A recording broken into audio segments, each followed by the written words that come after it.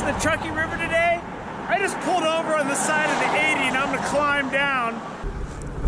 Some really nice river down there.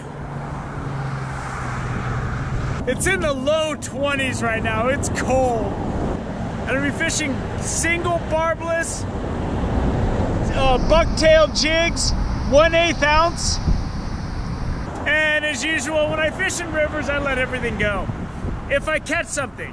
So I have 13 Truckee River clips up. Those are the only times I fished the Truckee River, and I've never been skunked. So we're going for 14 today. I got that streak going that spans Nevada and California. I'm fishing right on the Sierra County line. I'm gonna climb on down there, try to catch some fish. It's cold, but I don't care. I'm going in. We're going in. So let's, without further delay, I'm gonna start hiking down. So I'm heading on down. Here's the, this is that bike path that I talked about in the Farad clip. This goes from Hirschdale, this bike path, all the way to Verdi. And there's some really nice stream down here. So I'm gonna continue my descent. So I just ran into kind of a cliff. So I don't want to get hurt. This is a lot like landing on the moon, I would suppose. You hope you don't end up in a crater, but whatever's down there, you're gonna have to figure it out. All right, I'm scaling at this point. I mean, it's kind of good because it's so cold. This is warming me up. I just don't want to get hurt down here. You get hurt down here, it's helicopter time. I just fell hard on my butt coming down there, and I'm pretty sure I tore a hole in the backside of my waders.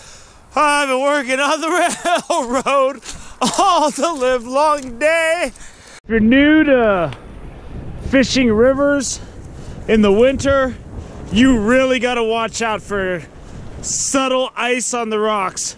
Like stuff around running water will have a thin sheen of ice on it and you won't even see it, but you will go down. And there's a lot of frost on the rocks. It's just a real slippery situation. Swam right up to my feet and hit it. Let's see what we got here. Come on, boy, get in that net. Woo! Look at the colors on this guy. The streak stays alive. Let me get this thing off. That's a beautiful trout right there. But let's get him back in the water so he can get even bigger. Get on back in there, boy. Oh my God, that water is so cold. Oh boy. Oh my God, I can't believe I just got my hands wet. There's some good looking water down here and I really want to get it, but I really don't want to get hurt. I'll climb around on stuff, but I can't get hurt here. This is a bad place to get hurt. So with this jig, I'm really able to cast all the way across the river to within a foot or two of the far bank. And then I'm able to fish that water way over there, and I can really pull this river apart. Now I'm trying to let my jig get down deep. I just don't want to get snagged. I don't have a lot of jigs today. I'm hoping to get through it with only losing the minimal stuff. So that's what I'm doing. I'm hitting that far bank. And I'm dropping that jig right on the edge of it. And that's where I get a lot of my big strikes. And the fish usually, if they're gonna hit it, they usually hit it pretty quick. So keep on fishing. Get fish in this slow water, but I was fishing, whoa, there he goes. I was fishing my jig down deep. And this brown I saw him hit it. The water's so clear. All right, let me get organized here. I want to land this fish. He's nice. Got him. Woo! Okay, now we're putting something together. Oh, I barely got him hooked. Nice trout, beautiful brown. Get him back in, there he goes. Pull here, what I do sometimes here, I can overshoot my cast on a steep wall like this because I can just bounce my jig right off that wall and into the water. It's not great for the jig, but it'll put my jig right where it needs to be, which is right along that water because fish will be right there. This guy isn't very big, but they're on this jig today, and I'm getting a lot of strikes, all brown so far. This guy's a one-hander. It's cold. This is easy going. Sun's coming out. I'm probably gonna wrap it up soon, but I'm gonna get a few more casts in. Third fish I've hooked here. I lost that last one because I was fiddling around with my net.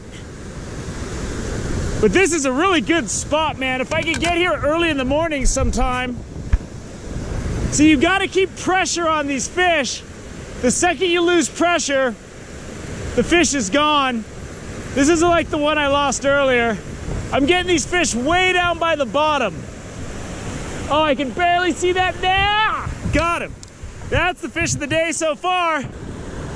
That's a nice brown trout right there, boy. Let's get him back out there. There he goes. Woo! So after I caught that fish, I went to go look around the top of it and see what was going on. And there's a sign that says don't fish within 100 feet of this thing. So just so everybody knows, I was at the tail end of the pool. I'm hoping that's 100 feet. I was saying that I want to come back here before the sun's on the water, but if it's no fishing within 100 feet, it's no fishing within 100 feet. I'm not going back there. So I fished all the way up and around that bend and all the way down and around there. To be honest with you, I don't know if I'll be back here because climbing down there was kind of hard. And I've caught just as good a fish in areas where I could just drive right up to the river. It was a good day on the Truckee. That puts my no skunk streak at 14 days on the Truckee. To be honest, a lot of the days where I didn't get skunked, I caught one fish. So that's on the ledge of getting skunked, but it hasn't gotten me yet since I moved up here and started fishing it. But it was a great day. I got some nice browns. I lost a real nice one up by the railroad trestle where there's a bunch of graffiti and a rope swing, and I saw him. I saw him come up and hit my jig, and I set the hook and I saw him fighting and he came right off.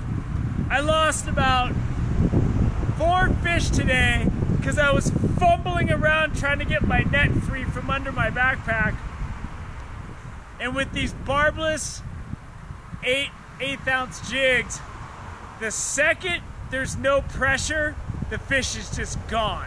Like, it falls out when it's in the net, and when you're fighting it and I'm fiddling around with that, I'm trying to keep pressure on the fish.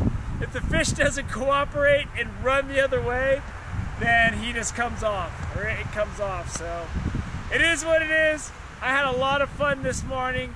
I'm gonna go home and get some sleep. So thank you for joining me on Wilderness with Amani. I'll see you around Christmas time.